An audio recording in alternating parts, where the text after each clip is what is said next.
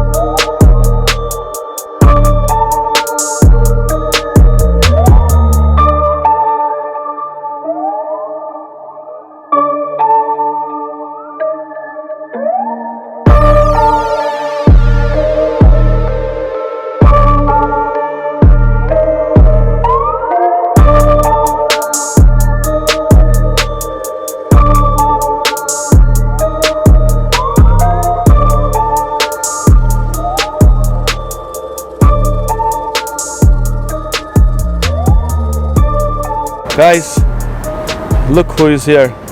Pat Noonan with his motorcycle Trike Hearse. So let's go over and say hi to him. Hey guys, this is Pat Noonan, very famous man in Cork. Pat, can you please tell our viewers something about yourself? Well, myself, I'm a carpenter by trade, and I spent a few years doing motor mechanics as well. So I've a lot of interesting hobbies as well, and one of them is definitely motorcycles. And I seem to have a good knack with trikes as well, so hence having a big trike, an unusual trike. This trike is, when he says big, it is actually big. It's over 5 meters, isn't it? Yes, it is a big trike. 5.2 meters long. 5.2 meters long. Yeah. Oh my good lord. That is some machinery. It is a head turning machine over here in Cork, and I believe this is the only one in Ireland, isn't it, Pat? It's, as far as I know, it's the only one of this model in Ireland and in the world of a Goldwing 1500 as a full length trike hearse. There is a trike above in Northern Ireland, alright, yeah. A trike? Yeah, really? A Triumph trike, yeah. Oh, with the hearse, is it? Yeah. Yeah. Oh, nice. I never knew that. Yeah, a smaller unit again, like, but it's still a fantastic looking bit of kit as well, like. Nice. What I've seen over the internet and YouTube and all that is people use a sidecar as a trike, or they can as a hearse. Yeah. Or they use a trailer as a hearse. I have never seen somebody putting a motorcycle that's a Goldwing and a car together. Pat, how did you come up with this awesome idea of building a motorcycle hearse? As a child, I was fascinated with, I suppose, old style cars and vehicles, the way they were curved and all handmade. So I'm kind of intrigued, and I'm very kind of arty myself. So I wanted to follow my own dream of building something. And I didn't know what I wanted to build, but it so happened I was at a funeral one year of a very good friend, and I remember being in an entourage of motorcycles up behind a car hearse, and it just didn't seem fitting to his lifestyle. And I moved there, and then I said, right, I'll make it my business to make one. And in honour of bikers and people who want something unique and different, basically. Wow. A riding style. The legendary people have some brilliant ideas. That's the reason they are famous. Remember that. So Pat, since when have you been riding motorcycles? Oh, since I could first ride bikes, I suppose I was just turning 16, and I got my first motorbike then. So I'm a few years old. So it's a couple of years. Couple of years ahead of me. I'm getting there very soon. Perfect. And can you please tell the viewers, how did you execute this plan of building the Trike Hearse, and how long did it take you? Well, my first thought was I had to buy a car. The reason I bought a Ford Scorpio was for the backlight, because it's a lovely long backlight, and that kind of coincides with a Goldwing, the stylish. So I said, right, we'll try and put them together. So I bought the car, the hearse, the hearse except the Ford Scorpio, and I brought it home and I cut it in half. Cut the motorcycle in half and cut the hearse in half, and you have a Trike Hearse. It is not that easy as it sounds. No. And cutting it was the easiest part, I believe. Putting it back together, I don't know. It took him how many years, Pat? I tell you, from start to finish, from buying the original car and the bike, I suppose roughly about 6 years, but it was 2 years full on. 6 years. Cutting took how long, Pat? About 10 minutes. take a big, what do you call it, as grinder, big grinder, and then bloody cut it in half, and then you take 6 years to fix it back together. That is funny. And lovely, but I must say, I can't get over the first day, like, when I saw it. Oh my god, I was like, what is this? Can't get over that fact as of now. Alright, let's move on to the next question. Yes, and cutting it and putting it together. Can you please give us a rough estimate of how much bob did you spend behind this? Well, there's no change out of 60,000, I suppose, over time. Yeah. But, the Goldwings are expensive. Even buying a second-hand hearse, like you're a minimum of 3,000 or 4,000, depending how good it is. Yeah. And that's basically, it just depends how you want to go from there. Metal goes up and down in price, materials go up and down in price. So when you're building it, it's very hard to judge what cost is going to be until you get into it, like any custom vehicle. So, as you all bike builders out there, custom bike. It is all. A few pound. It is all money. Yeah. It is all money. Yeah, like all the fabrications, all the parts and everything. And I think right now in this era, the most expensive thing is the labor. And Yes. if it took you approximately 2 years of full time and almost on and off 6 years, the labor itself might have costed so much if it was done by somebody else. Oh, definitely. Yeah, very true, very true. By the way, Pat, why did you choose Goldwing? Many reasons. I work on Goldwings, so I find them very easy to work on, and mostly because they're reliable. The engines are very strong and they are bulletproof once they're maintained well. So, yeah, there's a mixture, and the looks. I mean, it's a very classy look of a bike, and it's going to be a timeless classic. It's a very luxurious looking motorcycle, especially the GL 1500, which is a timeless classic and has plenty of power to pull the hearse. Isn't it? Oh yeah. Yeah, I believe, like, to pull such a big hearse, I think it needs a lot of power.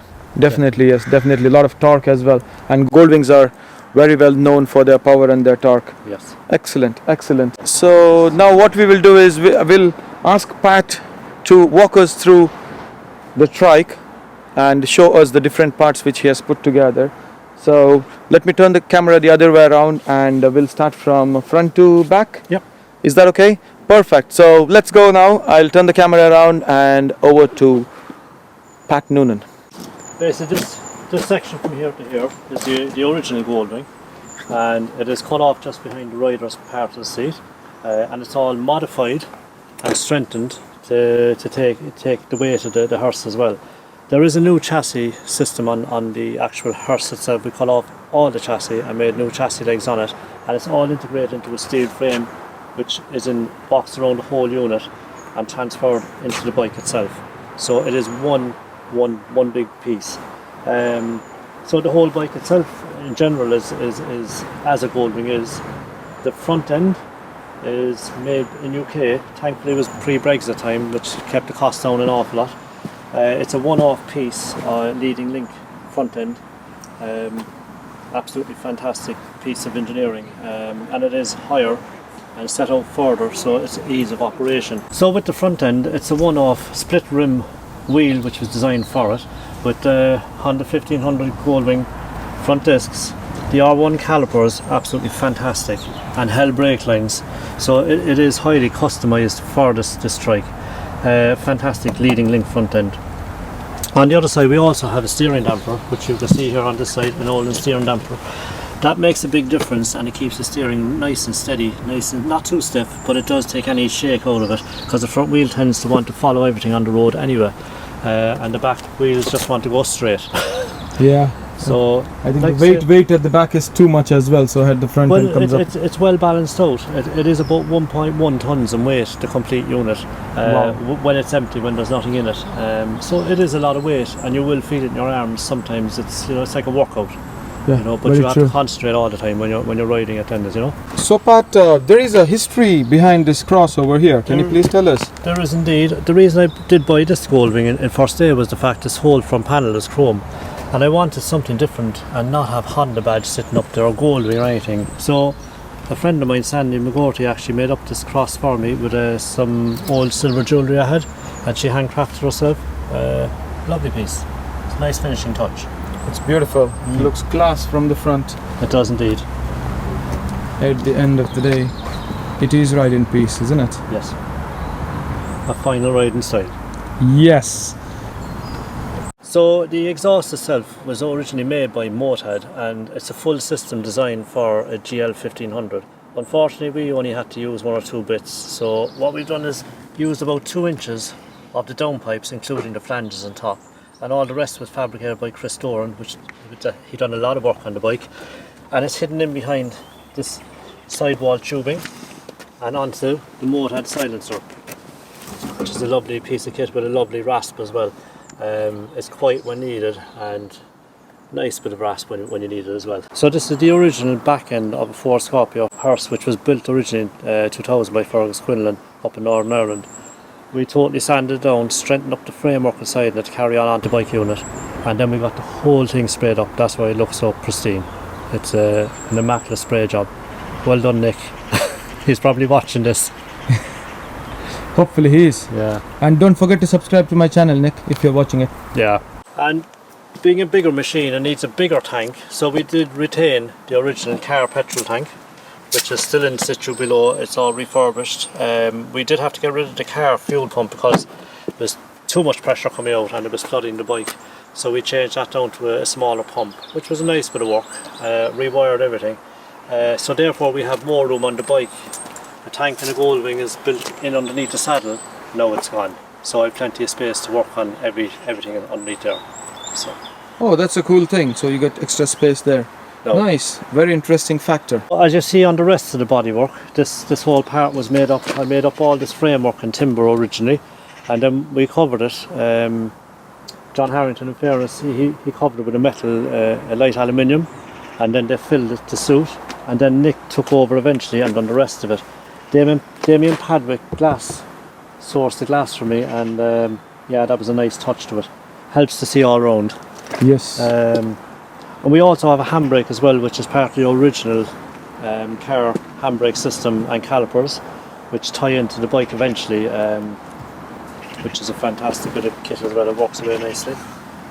Highly modified underneath to work. So the original brake lever is off the Goldwing, but hidden inside we have a master cylinder off a Mitsubishi L200, which activates the front left caliper and the rear 2 calipers, which is like a link brake system, and it helps to slow it down really nice. Even though the engine braking is fantastic, it's nice to have the extra bit, and it can stop at an emergency, not that we'd need it. So for all the Goldwing buffs out there that know an awful lot about Goldwings, a lot of people would know that the GL 1500 has an electric reverse, which is operated by a lever here that you push up, and it pulls cables and turns a gear inside, and then you press start button and the starter initiates a reverse sequence on the bike. So it actually is worked electrically by the starter. But with the weight of this, I couldn't rely on the starter and be burning starters out for a reverse. So what we done is another friend of mine, Matt Noonan, and myself, we came up with the reverse mechanism, and I did buy a reverse gearbox for it. So we basically cut the new drive shaft and slotted in a forward and reverse gearbox, which is now operated by this lever here. And once we push that up, so it still looks like we're using the electric reverse, but it actually is a full proper mechanical gearbox in there. An interesting concept, and it works very well. Perfect. Unbelievable. I can't get over this fact.